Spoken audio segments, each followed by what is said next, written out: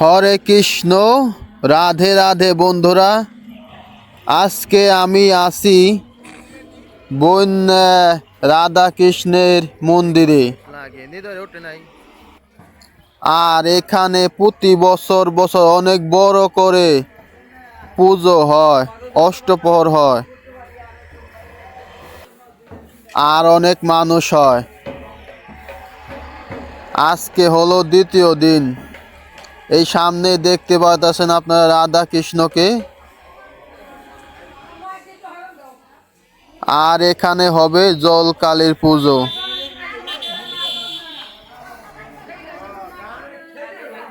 আগের ফিরে 108টা ঠাকুর দিয়ে এখানে পুজো হয়েছিল।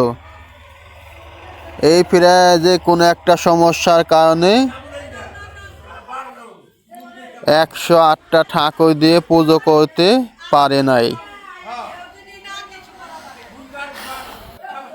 আজকে আমরা দেখব এটার ভিতরে কি কি ঠাকুর আছে। এই সামনে দেখতে পাচ্ছেন আপনারা বটবৃক্ষ, আর নিচেই দেখতে পাচ্ছেন আপনারা কৃষ্ণকে। আর এই হলো কালীমার মন্দির। জয় কালীমা জয়। আর সাইড দিয়ে দেখতে পাচ্ছেন ব্রহ্মা, মহেশ্বর, আরো অনেকগুলো ঠাকুর। আর এই সব ঠাকুরের পুজো করে থাকে এই বন্যার মানুষরা।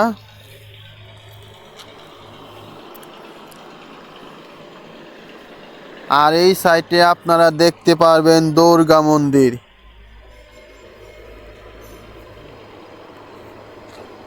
এই যে দেখতে পাচ্ছেন অনেক সুন্দর দুর্গা প্রতিমা।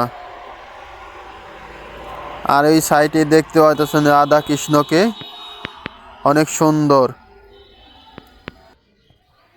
আর এখানকার অষ্টপ্রহর প্রতি বছর বছর মাঘ মাসে হয়ে থাকে।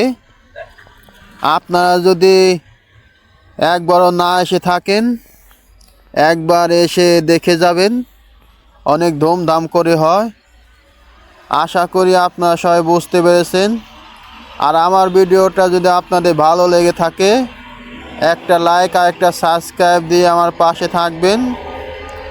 হরে কৃষ্ণ, রাধে রাধে। আজকে এই পর্যন্তই, দেখা হবে সামনের ভিডিওতে। সবাই ভালো থাকবেন।